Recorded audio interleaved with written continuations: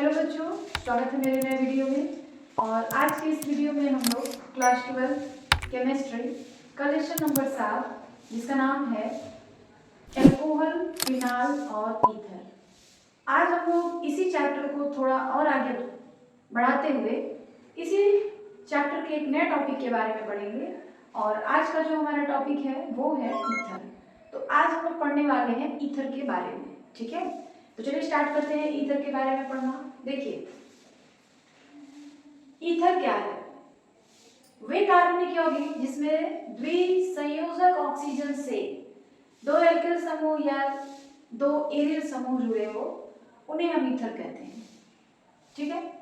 इनका सामान्य सूत्र ROR या ArOAr या ArOR होता है। एयर का मतलब जानते हो बेटा क्या होता है? एयर का मतलब होता है एरिल समूह। ये है एरिल समूह C6H6, ये तो बेंजीन हो गया। उसमें से अगर हम लोग एक हाइड्रोजन कम कर दें यानी C6H5, तो इसको हम लोग कहते हैं एरिल समूह। C6H5 को हम लोग क्या कहेंगे बेटा? एरिल समूह कहेंगे। और रेडिकल्स क्या होंगे? एल्किल मूलक क्या होंगे? जैसे मान लो मेथेन का होता है CH4, तो उसमें से हमने एक हाइड्रोजन हटा दिया तो आ गया CH3, तो इसको हम लोग कहते हैं मेथिल। एथेन का होता है C2H6, उसमें से हमने एक हाइड्रोजन हटा दिया C2H5, इसको हम लोग कहेंगे एथिल। तो ये methyl, ethyl, propyl, butyl, hexyl, pentyl, ये जितनी भी चीजें हैं ना, इन्हीं को हम लोग रेडिकल्स बोलते हैं, एल्किल मूलक बोलते हैं। और बेंजीन से एक हाइड्रोजन कम करने पे जो प्राप्त होता है उसे हम लोग एरिल समूह कहते हैं, ठीक है। इतनी बात समझ आ गई? चलिए, अब ये जो ईथर का सामान्य सूत्र है ना, ROR या ArOAr, इस आधार पर जो ईथर है उसको दो पार्ट में बांट दिया जाता है। एक को हम लोग कहते हैं सममित ईथर या सरल ईथर, और दूसरे को हम लोग कहते हैं मिश्रित या असममित ईथर। अब ये दोनों क्या है? तो सममित ईथर ROR या ArOAr मतलब एक ऐसा ईथर जिससे जो दो एल्किल समूह जुड़े हुए हो या तो एरिल समूह जुड़े हैं वो दोनों समान हैं। जैसे देखिए CH3OCH3, इसके दोनों रेडिकल्स यानी एल्किल समूह समान है, तो इसको हम लोग क्या कहेंगे? सममित या सरल ईथर। यहाँ जो भी चीज हो, चाहे एथिल हो, चाहे मेथिल हो, चाहे प्रोपिल हो, चाहे ब्यूटिल हो, कुछ भी हो, लेकिन दोनों तरफ क्या होना चाहिए? समान होना चाहिए, तो उसको हम लोग सममित या सरल ईथर कहेंगे। और विशेष सममित या मिश्रित ईथर क्या होगा? कि जिसके दोनों जो रेडिकल्स हो, दोनों जो एल्किल मूलक हो, वो असमान हो, अलग अलग हो। जैसे देखिए यहाँ पे CH3 और यहाँ पे C2H5, तो यह जो है अलग है और यह जो है अलग है, तो इसको हम लोग कहेंगे मिश्रित या असममित ईथर, ठीक है। चलिए, इतनी बातें समझ आ गई? आगे बढ़ा जाए? चलिए, अब ईथर को मुख्य रूप से दो भागों में बांटा गया है।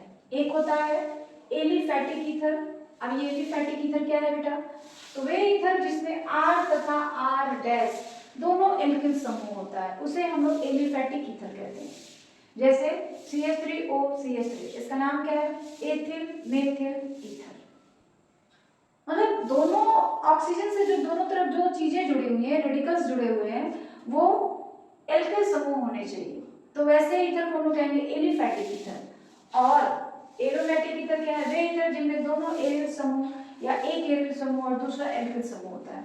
मतलब ये कि एक ऐसा ईथर जिसमें दोनों एरिल समूह होते हैं, या एक जो होता है एरिल समूह होता है और एक जो होता है एल्किल समूह होता है, तो वैसे ईथर को हम लोग एरोमेटिक ईथर कहते हैं। जैसे देख लीजिए, ये या तो दोनों तरफ एरिल हो या तो एक तरफ एरिल हो और एक तरफ एल्किल हो, ठीक है। जैसे देखो CH3 एल्किल समूह है O, फिर C6H5 ये एरिल समूह है, Ar है, और ये R है, तो इसको हम लोग कहेंगे एरोमेटिक ईथर, ठीक है।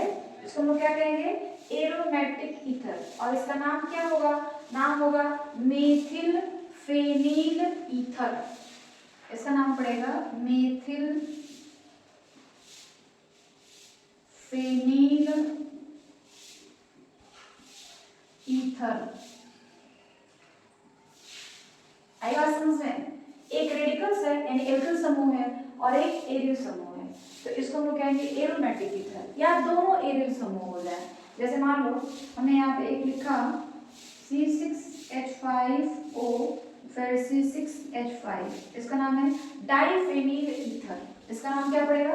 Diphenyl ether. ठीक है, इस C6H5 को हम लोग फेनिल बोलते हैं, इसका नाम हम लोग देंगे डाइफेनिल ईथर, डाइफेनिल ईथर। आई बात समझ में?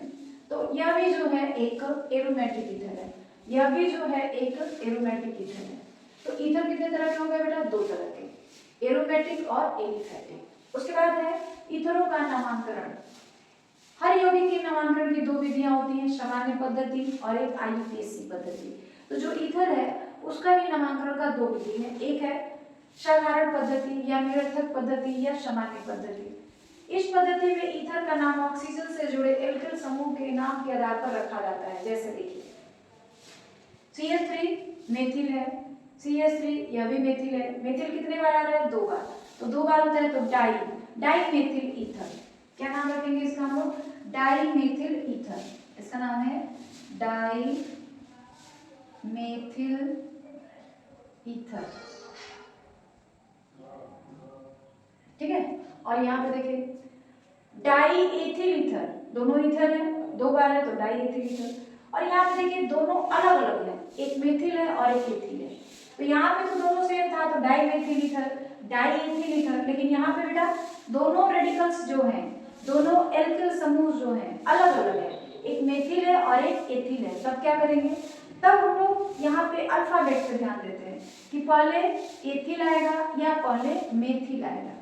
अब हम यहाँ पे ये देखेंगे कि पहले एथिल आएगा कि पहले मेथिल आएगा। जाहिर सी बात है पहले एथिल आएगा, तो पहले तो एथिल का नाम लिखेंगे, एथिल मेथिल ईथर। आएगा समझ में? अगर दो रेडिकल्स अलग अलग हो जा रहे हैं, दो एल्किल समूह अलग अलग हो जा रहे हैं, तो उनका नामांकन हम अल्फाबेट के आधार पर रखेंगे। तो इसका नाम हो जाएगा ethyl methyl ether, ethyl methyl ether. तो ये साधारण पद्धति है, ईथर के नामांकन की सामान्य पद्धति है। दूसरी पद्धति है IUPAC पद्धति। यह क्या है? इस पद्धति में छोटे एल्किल समूह जिसमें कार्बन की संख्या कम हो उसे एल्काक्सिल, तथा जिसमें कार्बन परमाणुओं की संख्या अधिक हो उसे एल्केन के रूप में व्यक्त करते हैं। बात समझ आई है? नहीं समझ आई?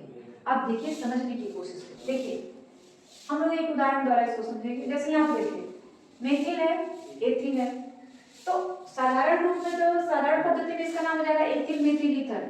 लेकिन IUPAC सिस्टम में, IUPAC पद्धति में, तो यहाँ पे इसका नाम कैसे रखें? देखिए किसमें कार्बन परमाणुओं की संख्या कम है? CH3 में या C2H5 में? देख लो बेटा किसमें कार्बन परमाणुओं की संख्या कम है? मेथिल में, तो इसको हम लोग ऐसे लिखेंगे मेथाक्सी।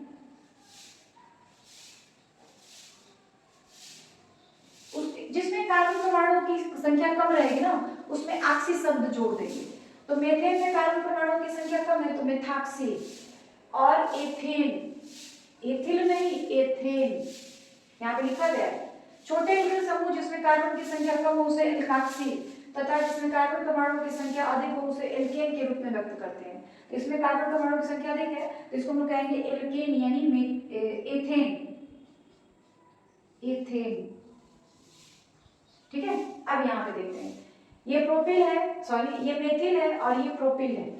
ठीक है, तो अगर हमको साधारण पद्धति में नाम लिखना रहता तो हम लोग देख लेते अल्फाबेट में कौन पहले आ रहा है उसके हिसाब से नाम रख देते। लेकिन यहाँ पे हमको IUPAC सिस्टम में नाम रखना है तो हम लोग क्या रखेंगे? जिसमें कार्बन परमाणुओं की संख्या कम है उसमें ऑक्सी शब्द जोड़ देंगे। मेथिल से क्या हो जाएगा? मेथाक्सी,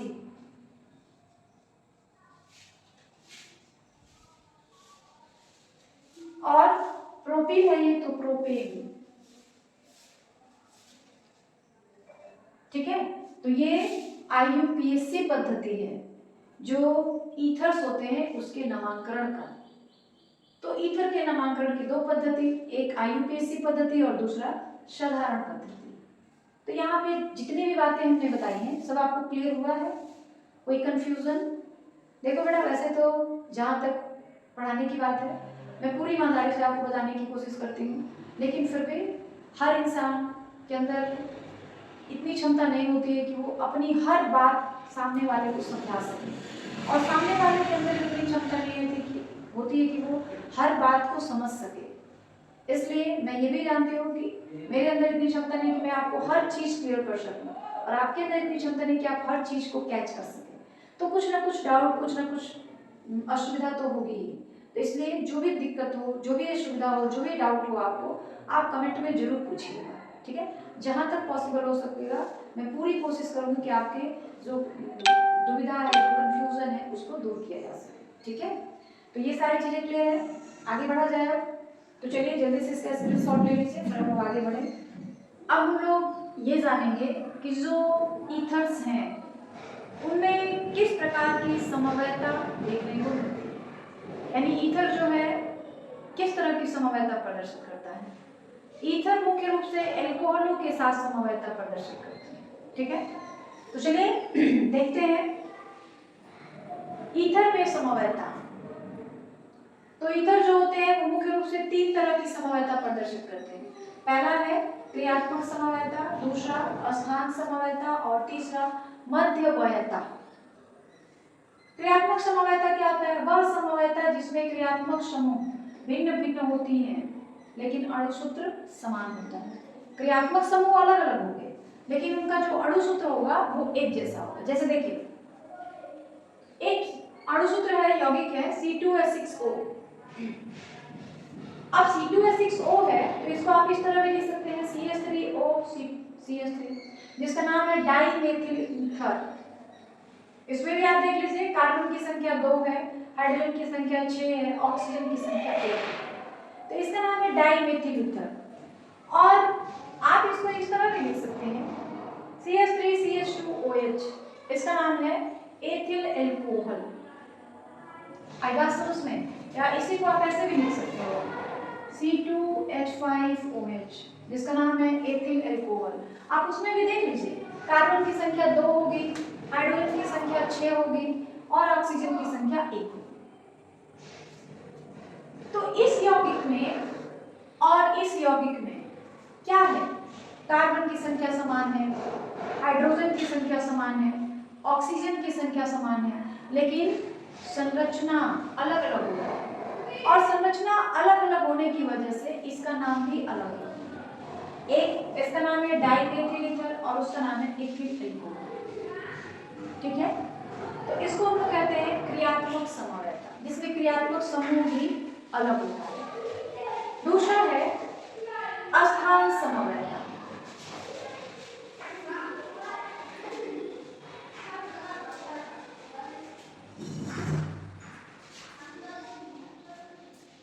अब ये अस्थान समन्वयता क्या होता है बेटा?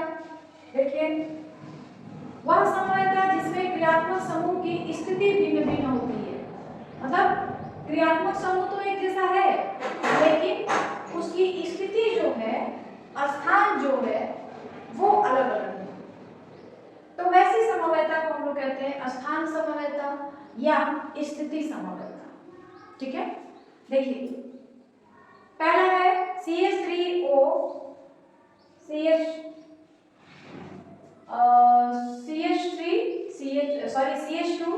CH2 और CH3। इसका नाम है 1-मेथॉक्सीप्रोपेन।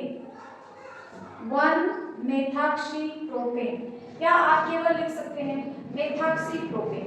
प्रोपेन में देखिए कार्बन की संख्या 3 है, हाइड्रोजन की संख्या 7 है।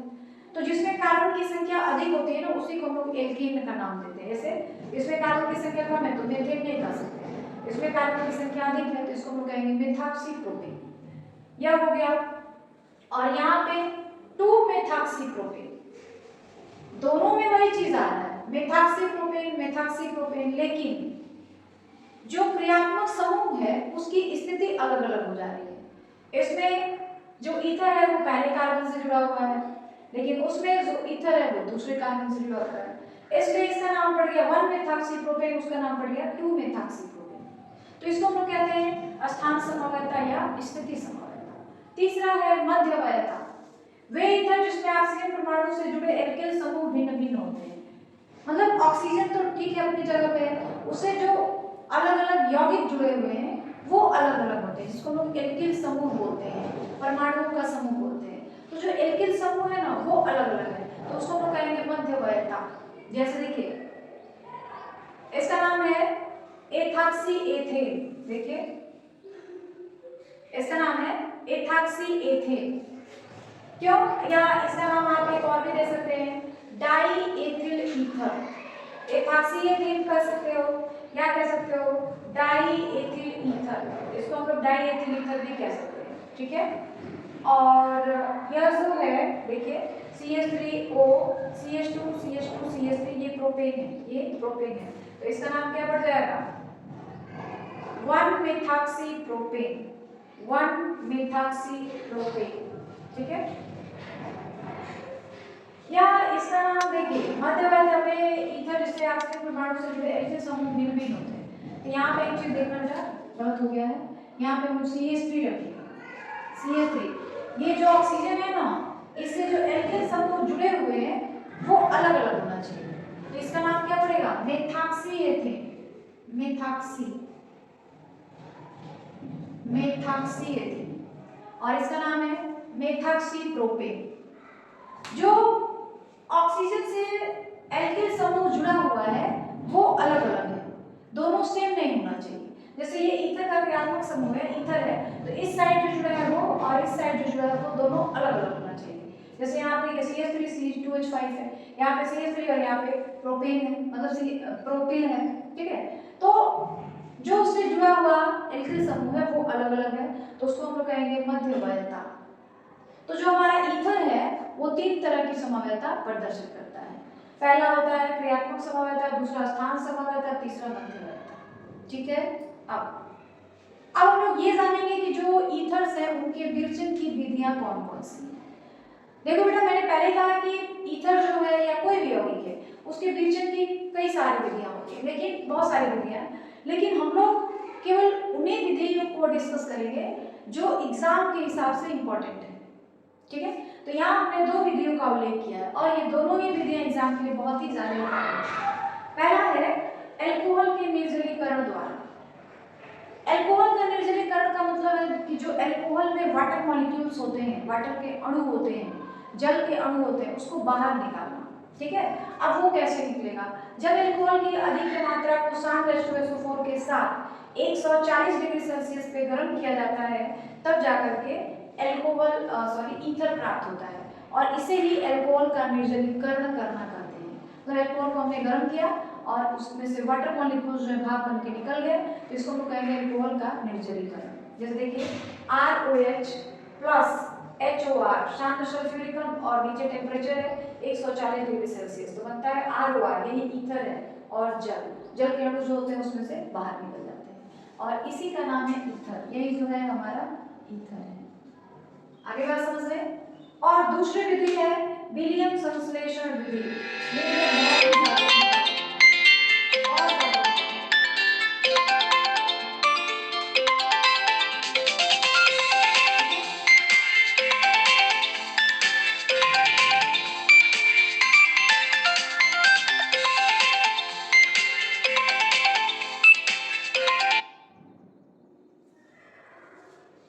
तो देखिए दूसरी विधि है विलियमसन संश्लेषण द्वारा। ये विधि क्या होती है, जब एल्किल हैलाइड को सोडियम एल्का ऑक्साइड के साथ गर्म किया जाता है तब ईथर प्राप्त होता है, इसे विलियमसन संश्लेषण अभिक्रिया कहते हैं, ठीक है। कि जब एल्किल हैलाइड को सोडियम एल्का ऑक्साइड के साथ गर्म किया जाता है तब ईथर प्राप्त होता है, इसे ही विलियमसन संश्लेषण अभिक्रिया कहते हैं। और इसका जो उदाहरण है, फॉर्मूला है, वो ये है, और उसके आधार पे हमने एक यहाँ पे रिएक्शन भी लिखा हुआ है, ठीक है।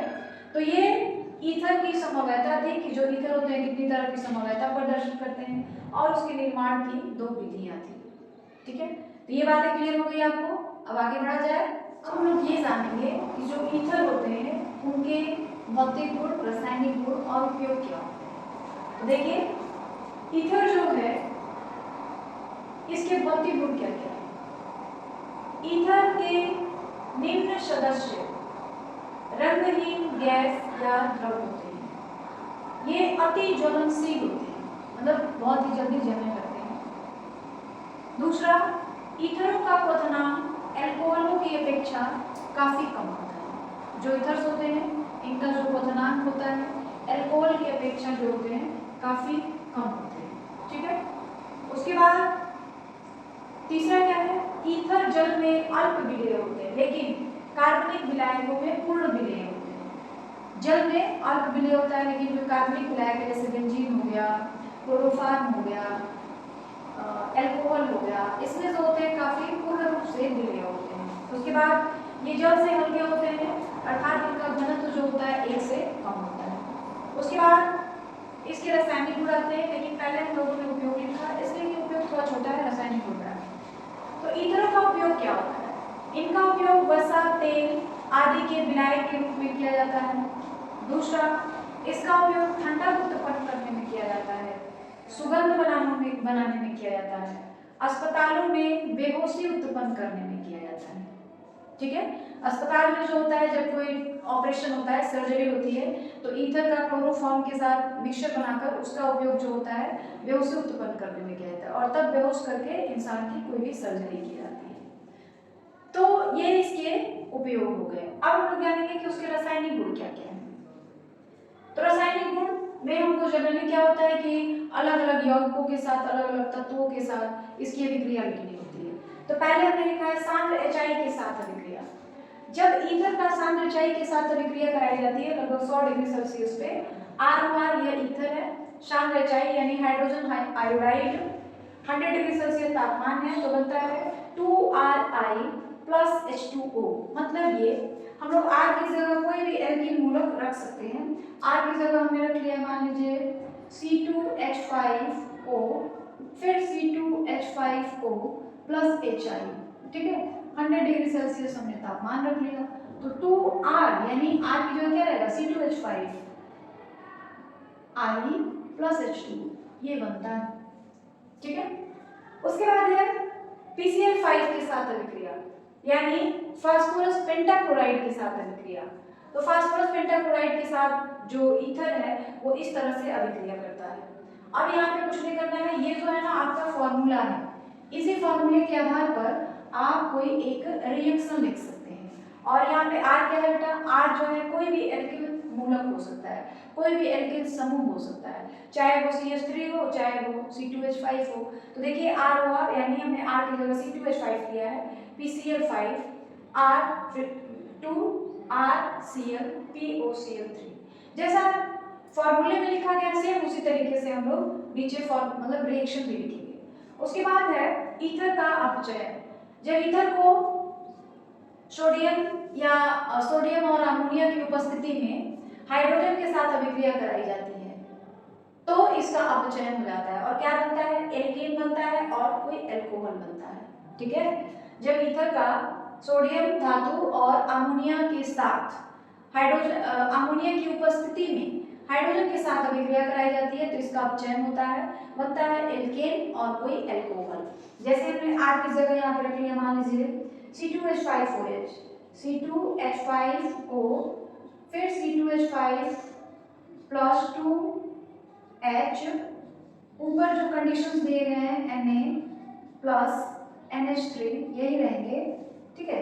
और क्या बनेगा बेटा R की जगह हम क्या रखेंगे C2H5 और उसमें एक H और जोड़ दिया हमने, यहाँ पे H है तो ये इकट्ठे हमने लिखा C2H6 प्लस ROH यानी C2H5OH। तो इस तरह से ईथर का अपचयन हो जाता है। जब हम लोग ईथर को सोडियम धातु और अमोनिया की उपस्थिति में हाइड्रोजन के साथ अभिक्रिया कराते हैं तो उसका अपचयन होता है और एथेन बनता है, मतलब कोई भी एल्केन बनता है और एक एल्कोहल बनता है। ठीक है। उसके बाद है कार्बन मोनोऑक्साइड के साथ अभिक्रिया। चौथा है CO कार्बन मोनोऑक्साइड के साथ अभिक्रिया। जो ईथर है वो कार्बन मोनोऑक्साइड के साथ किस तरह से अभिक्रिया करता है, देखिए किस तरह से अभिक्रिया करता है। पहले इसका हम फॉर्मूला लिखेंगे बेटा, तो फॉर्मूला क्या होगा ROR, ये क्या है बेटा ईथर है, उसका हमको किसके साथ अभिक्रिया करानी है CO यानी कार्बन मोनोऑक्साइड के साथ। किसकी उपस्थिति में बेटा H2O plus BF3 boron trifluoride के उपस्थिति में करानी है। तो क्या बनेगा, एक एस्टर बनता है बेटा, ROR, एक एस्टर बनता है। तो ये फॉर्मूला हो गया, यानी ईथर का उपयोग हम लोग एस्टर बनाने में भी कर सकते हैं, ठीक है। तो ये फॉर्मूला हो गया। अब R की जगह हम लोग कोई भी एल्किल समूह ले सकते हैं, जैसे C2H5O, फिर C2H5 प्लस CO, और जो उत्प्रेरक है वो वही रहेगा H2O प्लस BF3, बनेगा क्या बेटा, तो C2H5 डबल O है, डबल O लगाएंगे, फिर R की जगह हमें क्या रखा है, C2H5, तो C2H5, ठीक है। तो यही जो है एक एस्टर है, R डबल O R जो होता है किसी एस्टर का फॉर्मूला होता है, ठीक है। उसके बाद ईथर का निर्जलीकरण, जिसको हम लोग केवल निर्जलीकरण भी कह सकते हैं, निर्जलीकरण। अब ये ईथर का निर्जलीकरण क्या होता है बेटा, तो ईथर का जब निर्जलीकरण किया जाता है ना, तो उसको हम लोग क्या करते हैं, गर्म करते हैं। मान लीजिए C2H5O, डायरेक्ट हम फॉर्मूला लिख रहे हैं O, फिर C2H5, उपस्थिति रहेगी Al2O3, तापमान रहेगा लगभग 350 से 380 के बीच, जिसको हम लोग गर्म करते हैं, तो एक एथीन बनता है, ethene C2H4 plus H2O। H2O जो है ना वाटर वेपर्स यानी भाप के रूप में बाहर निकल जाता है, और क्या बनता है, एथीन, सॉरी यहाँ पे 4 होगा बेटा, C2H4, एथीन का फॉर्मूला होता है C2H4, एथीन, ठीक है। तो यह जो है हमारा ईथर का निर्जलीकरण है कि जब हम लोग ईथर को एल्यूमिना यानी Al2O3 की उपस्थिति में 350 से 380 डिग्री टेम्परेचर पे गर्म करते हैं, तो उसका निर्जलीकरण हो जाता है, यानी उसमें से जो वाटर है, जल के अणु हैं, वो बाहर निकल जाते हैं। और यह जो है इस चैप्टर का यानी अल्कोहल, फिनाल और ईथर का सबसे लास्ट टॉपिक है। तो इस हिसाब से तो देखा जाए तो यह जो चैप्टर है आपका खत्म हो चुका है, ठीक है। हमने अल्कोहल के बारे में डिस्कस किया, फिनाल के बारे में डिस्कस किया, अब हमारा जो लास्ट टॉपिक था ईथर, आज वो भी खत्म हो गया, ठीक है। तो इतनी चीजें आपको समझ आ गई हैं कि अल्कोहल के भौतिक गुण क्या है, रासायनिक गुण क्या है, और उसके उपयोग क्या है ईथर के, ठीक है। तो क्लियर हो गया सब कुछ। तो आज के वीडियो में बस इतना ही, बाकी हम लोग अब कल के वीडियो में जानेंगे। और वीडियो के लास्ट में मैं यही कहूँगी कि जितना ज़्यादा हो सके वीडियो को लाइक करें, शेयर करें, चैनल को सब्सक्राइब कर लें, ताकि जो भी वीडियो यहाँ से अपलोड किए जाए उसका समय से नोटिफिकेशन आपको मिल जाया करे।